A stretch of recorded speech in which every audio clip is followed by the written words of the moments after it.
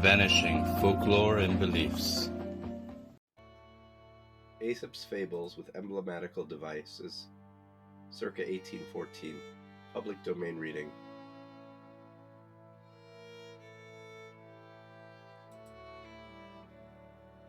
The Kite and the Pigeons.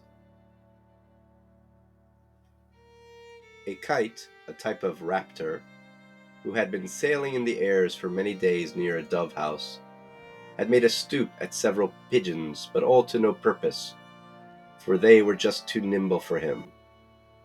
At last had recourse to produce a stratagem, and took his opportunity one day to make a declaration to them, in which he set forth his own just and good intentions, who had nothing more at heart than the defense and protection of the pigeons in their ancient rights and liberties, and how concerned he was at their fears and jealousies of a foreign invasion, especially their unjust and unreasonable suspicions of himself, as if he intended by force of arms to break in upon their constitution and erect a tyrannical government over them. To prevent all which, and thoroughly to quiet their minds, he thought proper to propose to them such terms of alliance and articles of peace as might forever cement a good understanding between them, the principal of which was that they should accept of him for their king, and invest him with all kingly privileges and prerogative over them.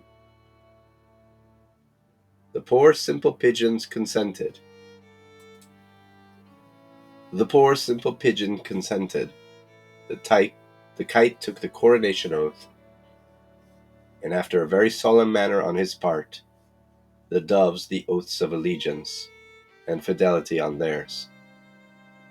But much time had not passed over their heads before the good kite pretended that it was part of his prerogative to devour a pigeon whenever he pleased, and this he was not contented to do himself only, but instructed the rest of the royal family of kites in the same kingly arts of government.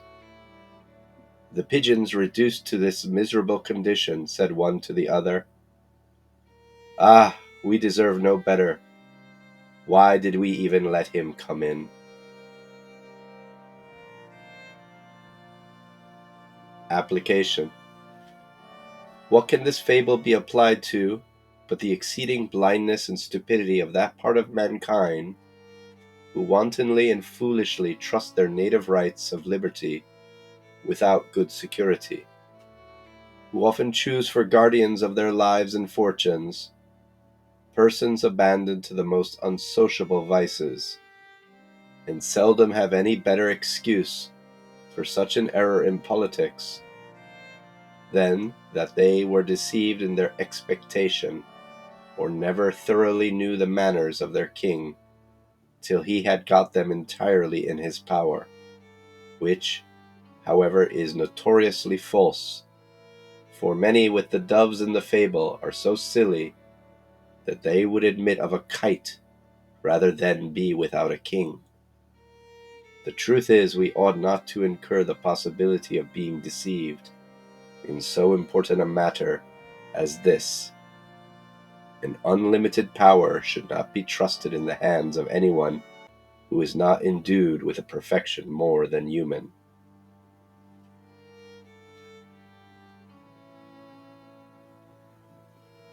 The Country Mouse and the City Mouse. An honest, plain, sensible country mouse is said to have entertained at his hole one day a fine mouse of the town. Having formerly been playfellows together when they were young, they were old acquaintances, which served as an apology for the visit. However, as master of the house, he thought himself obliged to do the honors of it in all respects, and to make as great a stranger of his guest as he possibly could. In order to do this, he set before him a reserve of delicate grey peas and bacon, a dish of fine oatmeal, some parings of new cheese, and to crown all with a dessert, a remnant of a charming mellow apple. In good manners he forbode to eat any himself, lest the stranger should not have enough, but that he might seem to bear the other company, sat and nibbled a piece of wheaten straw very busily. At last, says the spark of the town, old crony, give me the leave to be a little free with you.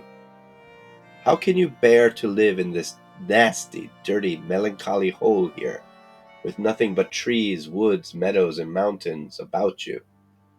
Do you not prefer the conversation of the world to the chirping of birds, and the splendor of a court to the rude aspect of the uncultivated desert?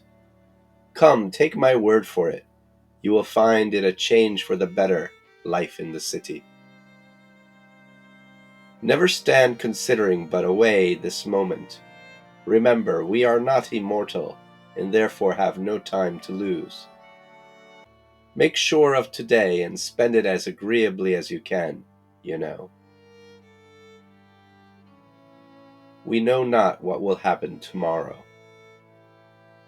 In short, these and such like arguments prevailed, and his country acquaintance was resolved to go to the city that night. So they both set out upon their journey together, proposing to sneak in after the close of the evening. They did so, and about midnight made their entry into a certain great house, where there had been an extraordinary entertainment the day before, and lots of leftovers and titbits, which some of the servants had purloined, were hid under the seat of a window. The country mouse was immediately placed in the midst of a rich Persian carpet, and now it was the courtier's turn to entertain, who indeed acquitted himself in that capacity with the utmost readiness and address, changing the courses as elegantly and tasting everything first as judiciously as any clerk of a kitchen. The other sat and enjoyed himself like a delighted epicure, tickled to the last degree with his new turn of his affairs, when on a sudden a noise of somebody opening the door made them start from their seats and scuttle in confusion about the dining room. The country mouse in particular was ready to die with fear at the barking of a giant mastiff, which opened their throats just about the same time, and made the whole house echo with their barks. Ah, ah, ah! At last recovering himself, he said, "Well," says he, "if this be your town life, and your city life, much good may do you with it. Give me my poor quiet hole in the countryside, with my comfortable grey peas."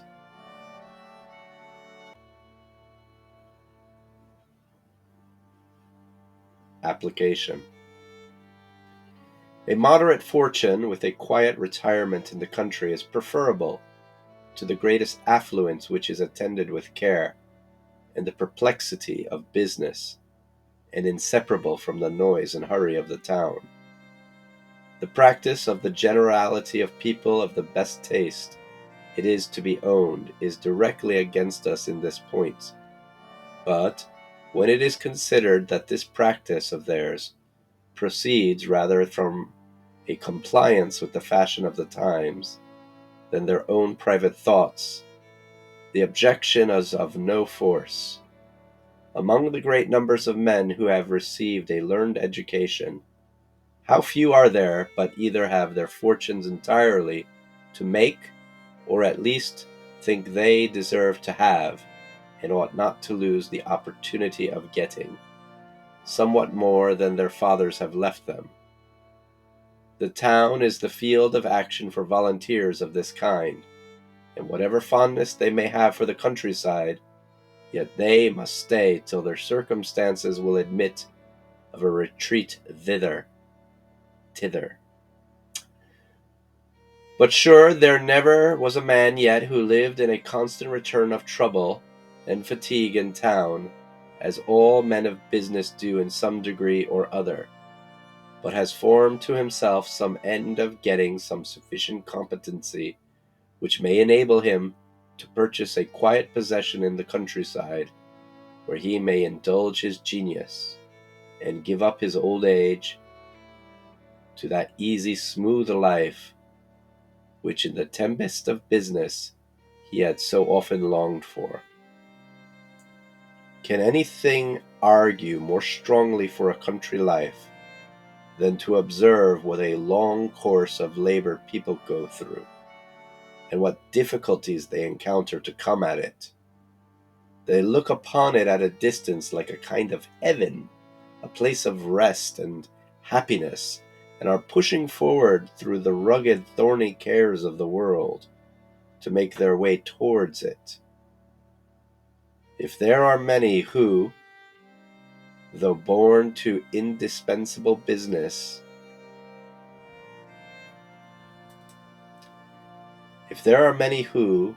though born to plentiful fortunes, yet live most part of their time in the noise, the smoke, and the hurry of the city, we shall find upon inquiry that necessary indispensable business is the real or pretended plea which most of them have to make for it.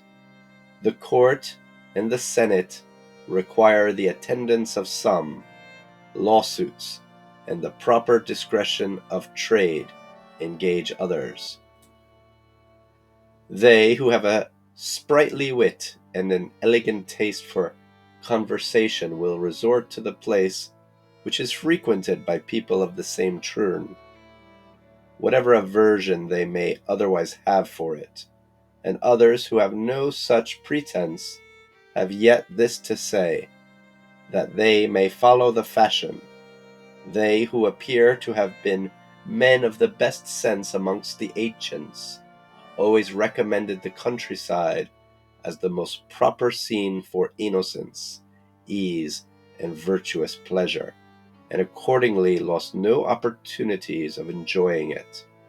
And men of the greatest distinction among the moderns have ever thought themselves most happy when they could be decently spared from the employments which the excellency of their talents necessarily threw them into, to embrace the charming leisure of a country life.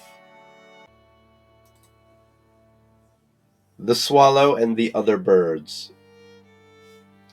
A farmer was sowing his field with a flax. The swallow observed it and desired the other birds to assist her in picking the seeds up and in destroying it, telling them that the flax was that pernicious material of which the thread was composed, which made the fowlers' nets, and by that means contributed to the ruin of so many innocent birds. But the poor swallow, not having the good fortune to be regarded, the flax sprung up and appeared above the ground. She then put them in mind once more of their impending danger, and wished them to pluck it up in the bud before it went any further. They still neglected her warnings, and the flax grew up into the high stalk. She yet again desired them to attack it, for that it was not yet too late. But all that she could get was to be ridiculed and despised for a silly, pretending prophet. The swallow, finding that all her warnings availed to nothing, was resolved to leave the society of such unthinking, careless creatures before it was too late. So, quitting the woods, she repaired to the houses, and forsaking the conversation of the birds, has ever since made her abode among the dwellings of men.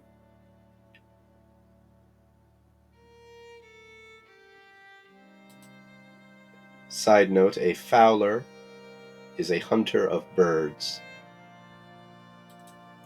Application. As men, we should always exercise so much humanity as to endeavor the welfare of mankind, particularly of our acquaintances and relations, and if by nothing further, at least by our own good advice. When we have done this, and if occasion required, continue to repeat it a second or third time, we shall have acquitted ourselves sufficiently from any imputation upon their miscarriage, and having nothing more to do but to separate ourselves from them, that we may not be involved in their ruin, or be supposed to partake of their error. This is an excommunication which reason allows, for as it would be cruel on the one side to prosecute and hurt people for being mistaken, so on the other it would be indiscreet and over complacent to keep them company through all their wrong notions, and act contrary to our opinion out of pure civility.